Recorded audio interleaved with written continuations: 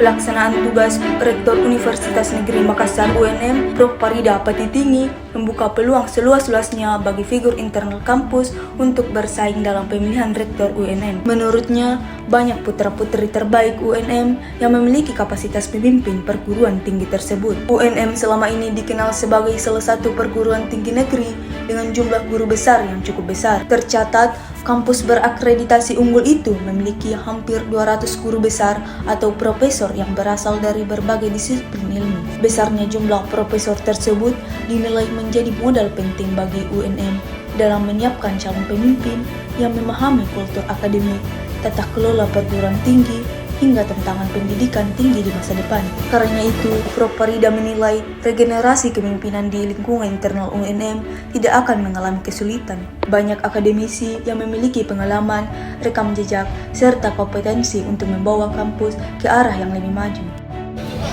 Ya, untuk tahapan Pilrek ya, Pilrek itu sudah mulai. Dasarnya itu sudah ada surat dari Pendidikan Tinggi Sains dan Teknologi. Ya. Kita dapat melaksanakan Pilrek dengan menggunakan statuta lama. Ya. Dan kita sudah mulai tahapan itu dengan rapat senat pertama kali pada tanggal hari Jumat 17 Juli kemarin, ya, 17 Juli, dan pada hari itu juga sudah terbentuk panitia pelaksana Pilrek. Nanti mereka yang bekerja. Setelah itu wawancaranya ke panitia. Iya. Ya, kita sudah senat sudah membentuk panitia untuk membuat tahapan sesuai aturan, insyaallah merefer pada surat perintah atau penugasan saya sebagai Direktur Universitas Makassar ini sampai tanggal 3 Januari 2027. Nah, jadi untuk masa berakhirnya masa pengangkatan atau pelantikan rektor itu nanti ya setelah berakhir masa penugasan saya atau ada persetujuan lain dari Bapak Menteri. Prof, apakah kita berencana untuk melanjutkan pengabdian di UNM atau justru memberikan ruang ke internal?